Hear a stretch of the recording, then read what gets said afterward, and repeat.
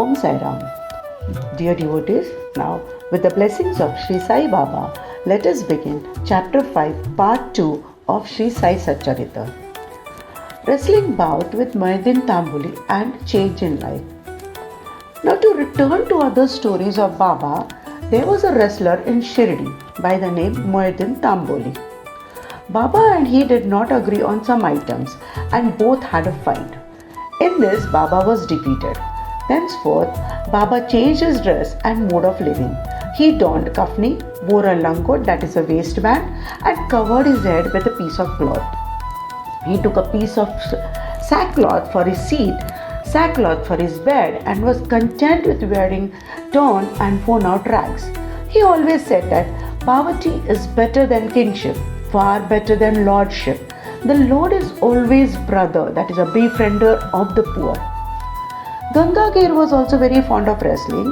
While he was once wrestling, a similar feeling of dispassion came over him, and at the proper time he heard the voice of an adept saying that he should wear out his body playing with God. So he too gave up samsara and turned towards God realization. He established a mutt on the banks of the river near Puntambe and lived there with his disciples. Sai Baba did not mix and speak with the people. He only gave answers when he was questioned. By day he always sat under the neem tree, sometimes under the shade of a branch of a babul tree near the stream at the outskirts of the village. In the afternoon, he used to walk at random and go at times to Nimgaon. There, he frequented the house of Balasaheb Dengle. Baba loved Mr. Balasaheb. His younger brother named Nana Saheb had no son. Though he married second wife, Balasaheb sent Nana Saheb for taking darshana of Sai Baba, and after some time with his grace, Nana Saheb got a son. From that time onwards, people began to come in numbers to see Sai Baba, and his fame began to spread and reach Ahmednagar. From thence, Nana Sahib Chandorkar and Keshav Chidambar and many others began to come to Shirdi. Baba was surrounded by his devotees during the day and slept at night in an old and dilapidated masjid.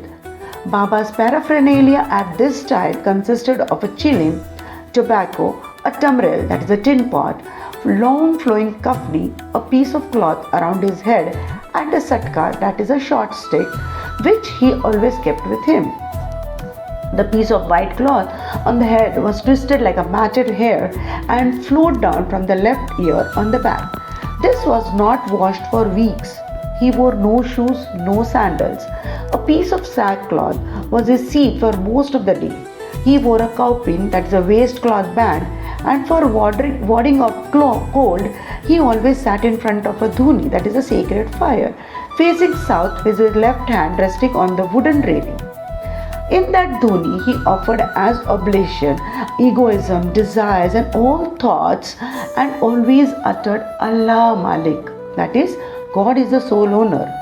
The masjid in which he sat was only of two-room dimension, where all devotees came and saw him. After 1912 AD, there was a change. The old masjid was repaired and a pavement was constructed. Before Baba came to live in this masjid, he lived for a long time in a place, Takia, where with ghungru, that is small bells on his legs, Baba danced beautifully, sang with tender love. Now let us see how Baba turned water into oil and why. Sai Baba was very fond of lights. He used to borrow oil from shopkeepers and keep lamps burning the whole night in the masjid and temple. This went on for some time. The baniyas, that is the shopkeepers who supplied oil gratis, once met together and decided not to give him oil.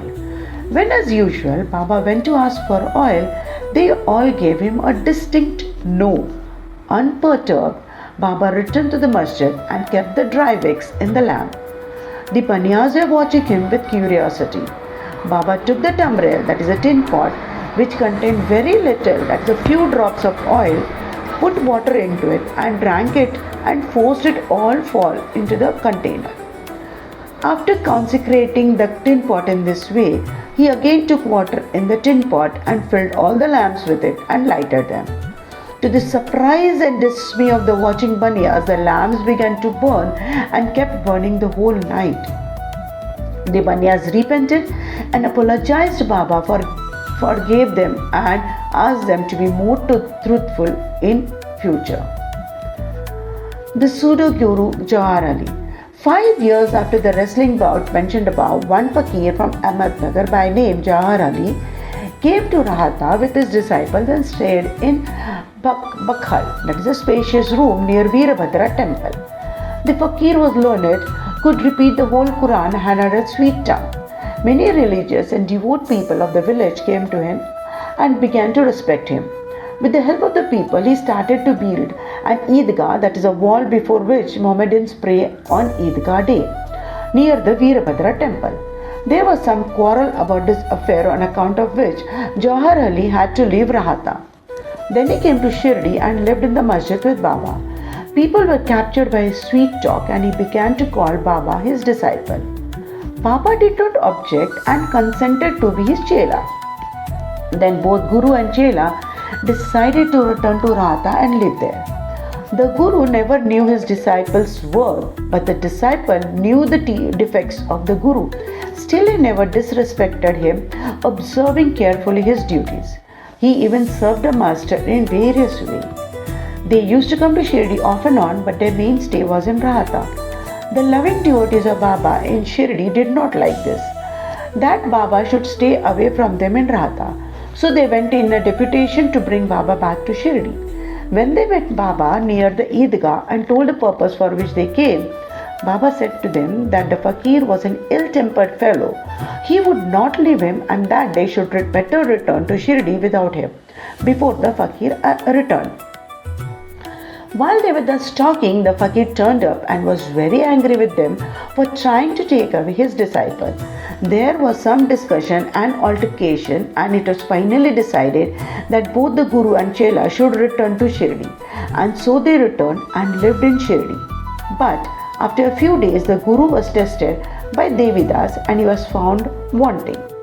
12 years before Baba arrived in Shirdi with the marriage party, this Devidas, aged about 10 or 11, came to Shirdi and lived in the Maruti temple. Devidas had fine features and brilliant eyes, and he was dispassionate, incarnate and a Jnani. Many persons, namely Tatya Kote, Kayashinath and others, regarded him as their Guru. They brought Javhar Ali in his presence, and in the discussion that followed, Javhar was worsted and fled from Shirdi. He went and stayed in Bijapur and returned after many years to Shirdi and prostrated himself before Sai Baba. The delusion that he was Guru and Sai Baba his Chela was cleared away, and as he repented, Sai Baba treated him with respect. In this case, Sai Baba showed by actual conduct how one should get rid of egoism and do the duties of a disciple to attain the highest end, that is, self-realization. This story is told here according to the version given by Mhalsa Pati, who was a great devotee of Baba. In the next chapter, will be described Ramanavami festival, the masjid, its former condition and later improvements, etc. Bow to Shree Sai, peace be to all. Om Sai Ram. Dear devotees, do not forget to like, subscribe and comment to this channel. Om Sai Ram.